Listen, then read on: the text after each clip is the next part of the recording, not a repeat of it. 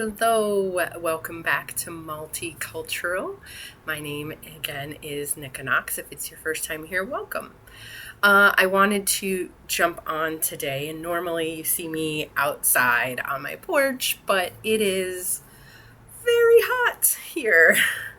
We're pushing into the 100 degrees and over today, so I decided to stay inside. I wanted to jump on and talk about apostilles. I've seen a lot of people talk about online what is apostilling. This is something that you will need only if you are trying to take things outside of the country when it comes to documents. So I wanted to talk about what it was because I did not know until we started to go through this process of relocating what an apostille was. It's not something most people run into.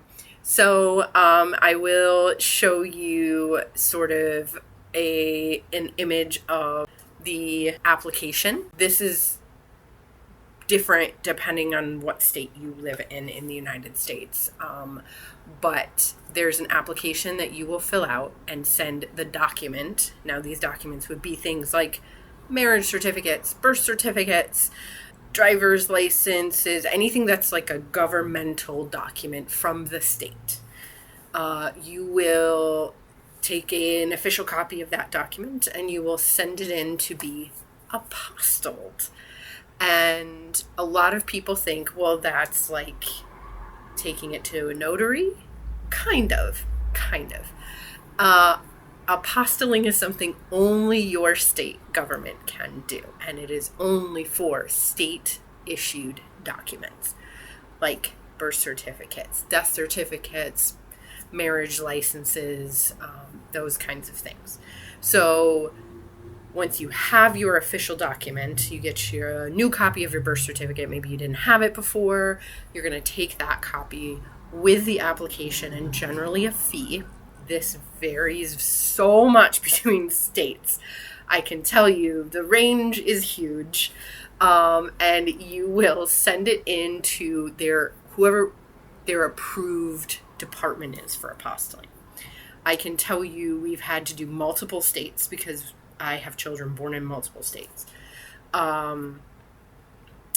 California, you have to send it in to like the offices at the state capitol, and they have a specific department that handles these apostillings, and they charge $20-25 something like that dollars for that as a fee.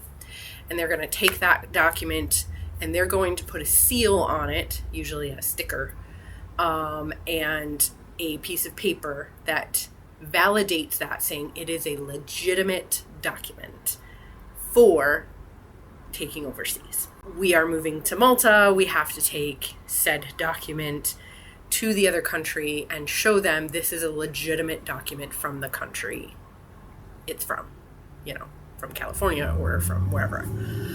So that process can take a long time, depending on if it's in the state that you are in, or you have to send it to another state, or so.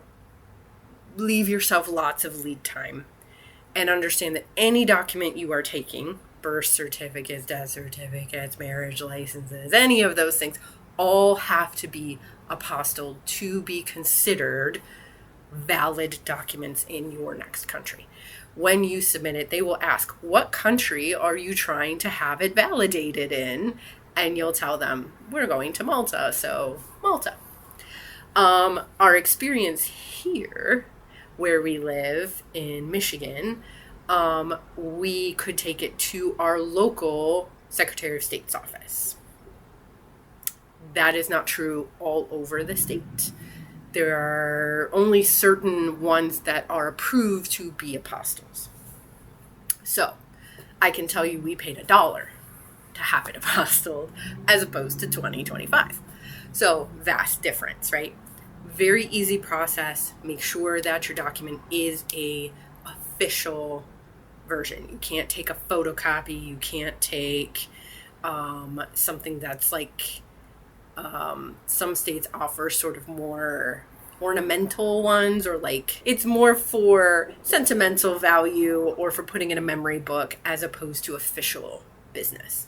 You need the official business one, and you need to take it in and have an apostille. They're going to look it up in their system. They're going to make sure it's all legit. They're going to attach a form on the front that gives all the information, and they're going to say, yes, this is a legitimate document. They're going to connect those two pages together, usually with stickers and seals and things. And you're going to take those documents, and you're either going to physically bring them when you go to your new country, or you may be applying for something like citizenship or visas or whatever, that they have requested these documents. You cannot take medical documents or anything like that and have those apostilled. Those were not government issued documents, therefore they will not apostille them.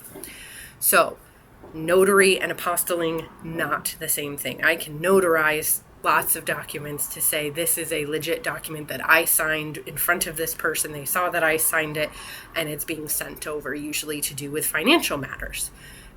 Here, most banks have a notary at them. You can go, if you're a member of the credit union or the bank, they'll often notarize things for free.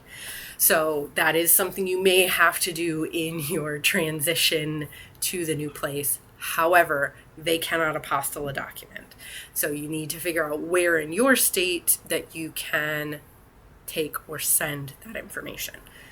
Our documents have often taken 3 weeks, 4 weeks, 5 weeks, even more, depending on what kind of documents you're looking for and what part of whatever state you're in. So, if you are in Illinois, if you're in Chicago versus being in another part, it just depends.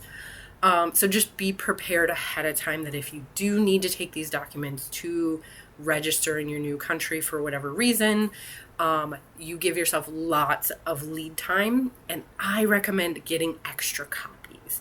It can't hurt you to have more sets of the same thing for when you go, because if something happens, something gets lost along the way, the government loses something when you're trying to apply for something, if you're already in another country, now you have to get another one, it's going to be twice, 3 times, 4 times the issue. So especially if you're moving like from the United States to Europe, if you're moving from European country to European country, probably not as big of a deal, right? In the United States, it's going to take a long time for those things. So be prepared with lots of copies of documents ready to go. So I hope you find that helpful. And if you have questions, feel free to comment those questions down below and let me know what kind of experiences you're having with your journey on relocation.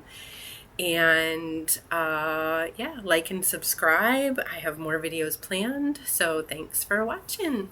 See you next time. Bye.